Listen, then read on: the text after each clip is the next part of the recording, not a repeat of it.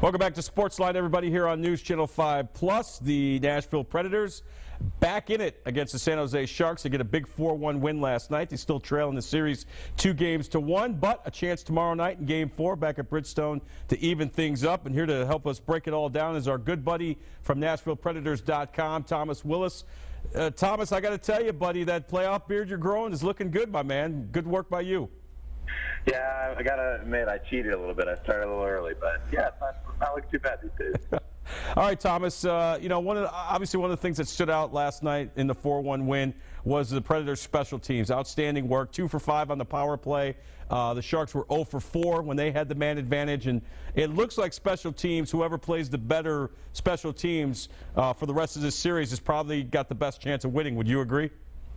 Well, it certainly appears that way, and I would say maybe bigger for me is, you mentioned it, the 0 for 4 on the power play for the Sharks, so 4 for 4 on the penalty kill for the Preds, especially since they give up that first goal, kind of a fluky one, an ugly one, if you will, goes into the zone, and Pecorine kind of misreads it, and that's after Shea Weber had mishandled the puck, and then Patrick Marleau just skates in by himself and tucks into the goal, and it kind of was reminiscent of Game 3 against the Ducks in that, you know, the Preds faithful's all ready to go and cheer and that kind of thing, and you're worried they're going to get taken right out of the game on such a kind of an ugly goal to start. But the Sharks come back at a power play, and you're kind of thinking to yourself, is it going to be 2-0? And finally the Preds PK, which was decent in the Ducks series, but has looked overmatched so far in this series against the Sharks. They kind of stood tall and killed off that penalty, and then I think that gave them a little bit of confidence. I guess maybe we can talk more special teams in a minute, but I think another big thing I saw out of that was, you saw the Predators on that first goal. They had enough movement that it kind of allowed them to free up and do what they would like to do, and that's get that either Shea Weber or Philip Forsberg straightaway shot. So you see that on the fourth goal of the game when Phil kind of curves in toward the slot and just roofs it. It was a beautiful goal.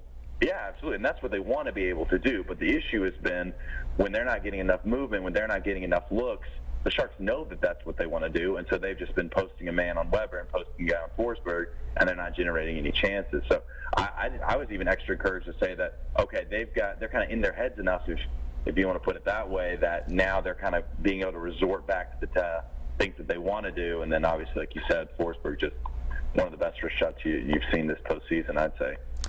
Thomas Willis is our guest from NashvillePredators.com. We're talking about the Preds-Sharks series. All right, the big story, a lot of buzz about Mike Ribeiros being a healthy scratch last night. From what you've been able to gather, what went into that, and can we expect that tomorrow night in Game 4? Well, I mean, to answer your second question first, I would kind of think so, because it kind of looks like maybe he's coming back into the lineup when Colton Sissons hits his leg into the post in, I guess, the third period, and it looked like he hyperextended his knee. Some people are saying he broke his leg. I mean, it's nasty looking if you kind of look at that overhead view. And then I really thought a penalty should have been called on that play, Thomas. What do you think? Yeah, well, so I go back and forth on that. It's actually interesting. It's on our website and on NHL.com as well. They just released it today. One of the refs was actually mic'd up for that game, and that interchange is put in there. James Neal's talking to him like, hey, you know, why'd you not call a penalty or whatever? And the refs, I said excuse.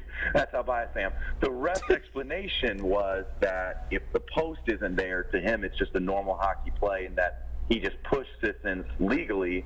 And then what made it look kind of bad was that it looked like he got taken down on a breakaway in the way that he did because he ran into the goal. Right. So it's a tough call. You know, it's hockey. Obviously, you and I both know that they're a little bit less likely to call penalties in that situation.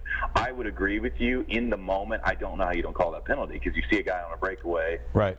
And he gets taken down and whatever. I'm rambling. But so anyways, it's interesting if you want to look it up, just to hear his kind of perspective. But yeah, so it looks like, well, it doesn't look like that. Sissons definitely gets injured on that play. We talked to him after the game. He goes out, gets an X-ray, negative, and he says, all right, I'm ready to come back. So wow.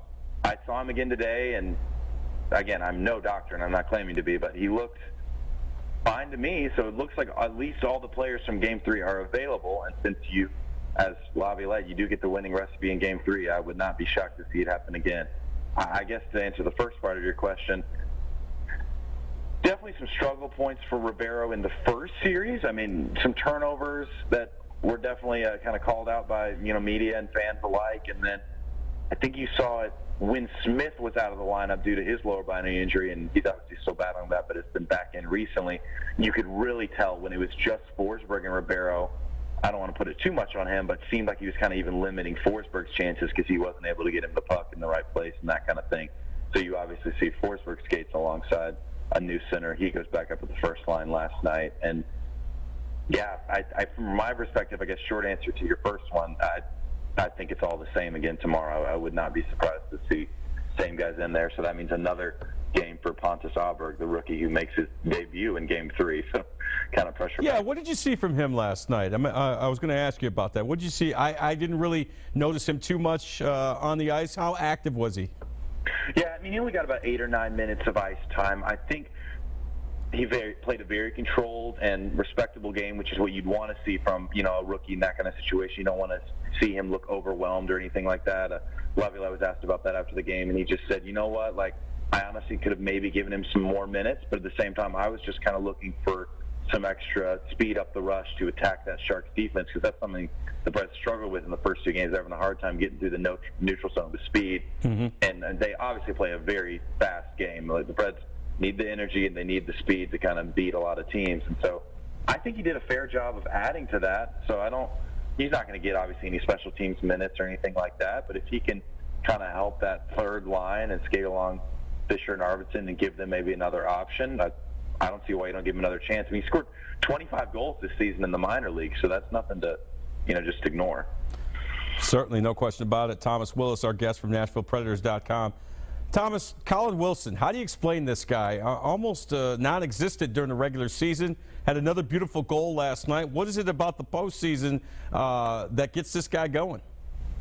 Well, I mean, I've heard him ask that question a lot, and his answer usually just comes back to something of the game kind of seems simpler to him. Now, this is a guy that I don't want to say struggle, but one of the things that he's wrestled with has just been kind of sports psychology and how he just kind of mentally approaches the game. And he's admitted that at times when he gets into a slump, and it usually tends to be in the regular season, that kind of weighs on him and he starts overthinking things. And he really kind of has that baggage when it comes into a game, and he's just said that when it comes to the postseason, it gets so simple for him. It's do everything you can to have the team win. And as an offensive guy, that usually ends up being scoring goals. But if you watch his game right now, he really is delivering all the little things. It's the back check, it's the dive to get the puck out of the zone, and the passes and those kind of things. I mean, this is a guy that, I'll take you back to 2011. Actually, he's on the Sharks right now. Joel Ward had one of the best postseasons we've seen, ended up scoring 11 goals, and the Preds only went 2 series. He's actually, with that point, tied Joel Ward for 5th on the all-time Preds postseason points list. So he's leading the team in points this year, and I don't see why he's going to slow down either. He's gone up and down the lineup, and he's kind of finding the right guys in the right time as well. Not only is he scoring the goals, he's got the assist on Mattias Ekholm's goal in Game 2. He's on a 4-game point streak right now, which could be wrong on this. I believe 5 is the Preds record for postseason. So he gets another point tomorrow, he'll tie that record as well. So, yeah, it's pretty special to watch. Every time he gets the puck on his stick, I mean, I know I'm paying a little closer attention. All right, Thomas, we'll get you out of here on this. Obviously a must-win game for the Preds tomorrow night. They can't afford to go back to San Jose down 3-1. What are some of the keys for the Preds to get a win tomorrow night? Yeah, I mean, I would say I've been very much encouraged with their games at home, meaning 6 and then 3, I guess, yesterday, in that they really came out with that speed we talked about earlier, like they really need to see. And they really, again, I kind of have to say this sort of thing, but they really have used the energy of the fans and that kind of method to produce a win. So, oh yeah, it's measurable without question, Thomas. I mean, we were both at the game last night. It is a measurable thing. That home crowd. You talk about a team that feeds off their home crowd. It's the Preds. Yeah, no, I mean, I couldn't say it better. Yeah, so it absolutely is a real thing that you can really see. I mean, Mattias Ekholm said it today. He's like, we knew all we had to do was make a good play, not even score a goal, but just get kind of back into the game. They get the tying goal from James Neal, and he's like, we really can just feed off that energy and just take it the rest of the way out. I mean, I've been privy to go to both of these series, and of course I'm biased, but I mean, I've seen even as good and as rowdy as the Shark Tank can be, it's been a lot of passion for the fans at Bridgestone Arena. So yeah, I think it's just similar to what it was in Game 3. It's get out to a fast start, hopefully make a good play early, whether that's a goal or not, and then just use your home crowd to kind of chase away. I mean, don't forget, the Sharks did have the most road wins in the NHL this season, 28. that loss in Game 3 was their first road loss since March the 17th, and their first of the postseason. So if you can use that home crowd to your advantage, I think you can have a tight series going back to San Jose. No question about it. Thomas, quickly get your plugs in. How can people follow you? Yeah, absolutely. On Twitter, it's Tom A. Willis. And then, of course, go to NationalBirds.com to read my stuff, and Brooks Bratton stuff, another guy that writes with me as well. And follow the Preds on Twitter as well, Preds NHL. You guys do a great job, by the way. All right, thank you so much. Thanks for doing this, and we'll look for you tomorrow night at the arena. Can't wait. All right, the great Thomas Willis joining us from NashvillePredators.com. Quick break, then we're going to switch back, talk about the Titans. Our buddy Jimmy Wyatt from TitansOnline.com. He's going to join us, talk about the draft and everything else going on with the Two-Tone Blue. Stay with us.